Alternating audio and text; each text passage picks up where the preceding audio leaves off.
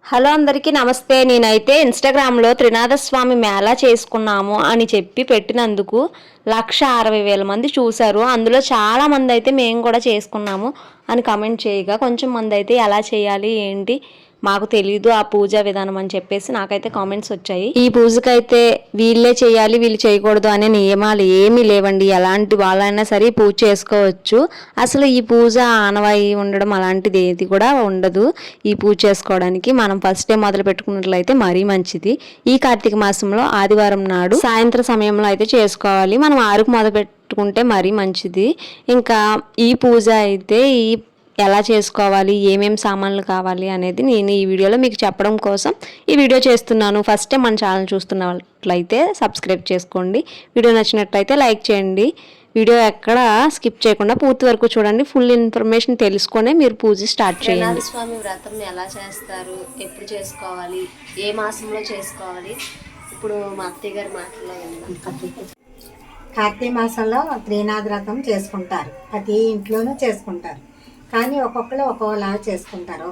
ఒక వారం 3 వారాలది ఒక రోజునే చేసేసుకుంటారు. మా ఇంట్లో అలా కాకుండా ఏ వారానికి ఆ వారం 3 వారాలు చేస్తాం. ఈ పూజ చేసుకుంటే ఇంట్లో చాలా అంటే చాలా పాజిటివ్ ఎనర్జీ అనేది మనకి వస్తుంది. ఇంకా మంచి వార్త అనేది కూడా వింటాం మనం పూజ అయిన తర్వాత. ఇంకా పూజ కోసం కావాల్సిన పదార్థాలు నేను ఫస్ట్ చెప్తున్నాను. మనకి త్రినాథులు ముగ్గురు ఉండే ఒక ఫోటో ఉండాలి. ఆ ఫోటో కొనుక్కున్నప్పుడే మీరు త్రినాథస్వామి వ్రతము అని చెప్పేసి బుక్ ఉంటుంది. ఆ బుక్ కూడా తెచ్చుకోండి మీరు. దానికి ఫోటో, బుక్ ఈ 2 మనం బయట తెచ్చుకున్నవి. వాటితో పాటు కొబ్బరికాయ, అరటిపళ్ళు, 3 ప్రమిదలు, 3 ఒకేలా ఉండాలి. మట్టి ప్రమిదలు మనం స్వయంగా చేసుకుంటే ఇంకా మంచిది, చాలా మంచిది. కాకపోతే ఇప్పుడు ప్రమిదలు ఎలాగో దొరుకుతాయి. మట్టి ఎవరి దగ్గర కూడా ఉండట్లేదు కదా. ఎక్కడ పడితే అక్కడ ప్లాస్టిక్లు, ఎక్కడ పడితే అక్కడ రోడ్లు అయిపోతున్నాయి. కాబట్టి మీరు ఇప్పుడు ఎలాగో దీపావళి సీజన్స్లోనే మనకి అయిపోయిన వెంటనే కాబట్టి కార్తీకం వస్తుంది కాబట్టి బయట అయితే ప్రమిదలు దొరుకుతాయి కాబట్టి తీసుకోండి. బయట 3 ప్రమిదలు, మట్టి ప్రమిదలు తీసుకొని కలసం పెట్టుకొని ఆనవాయి మరి ఉన్న వాళ్ళైతే కంపల్సరీ పెట్టుకోండి.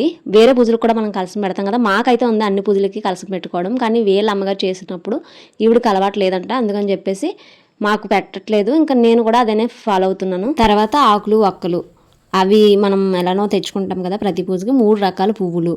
నేను చెప్పాను కదా పుస్తకం బయట దొరుకుతుందని, అది ఇదే. అక్షింతలు, ఇంకా మనకి కావాల్సింది మెయిన్గా గంజాయి మనం పూజ అయిపోయాక గంజాయి ధూపం అయితే వేయాలి. త్రినాథస్వామి ముగ్గురికి కూడా గంజాయి ధూపం ఇష్టం. ఇంకా పత్రి విషయానికి వస్తే మర్రి పత్రి అయితే మెయిన్ మనకి ఇక్కడ.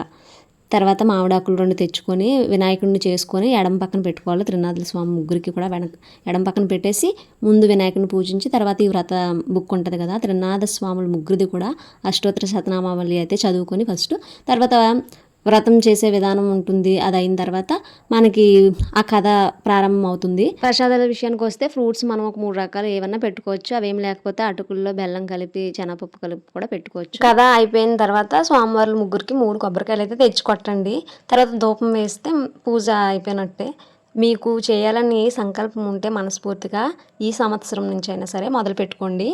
మనకి ప్రతి ఆదివారం, ఇప్పుడు కార్తీక మాసంలో వచ్చే ఆదివారం, ప్రతి ఆదివారం చేసుకోవచ్చు. 3 వారాలు ఒకేసారి చేసేస్తారు చాలామంది. 9 కొబ్బరికాయలు తెచ్చుకొని 9 ప్రమిదలు పెట్టి 9 కలశాలు పెట్టి చేస్తారు. అలా చేయొచ్చు, లేదంటే సెపరేట్గా 3 వారాలు చేయొచ్చు. వీడియో ఎండ్ వరకు చూసిన వాళ్ళకి అర్థమైంది కదా ఎలా చేయాలి ఏంటి అనేది. వీడియో ఫస్ట్ టైం మన ఛానల్ చూస్తున్నట్లయితే కనుక సబ్స్క్రైబ్ చేసుకోండి. వీడియో నచ్చితే లైక్ చేయండి, హైప్ కూడా చేయండి, కామెంట్ చేయండి మీకు ఏమైనా డౌట్స్ ఉంటే.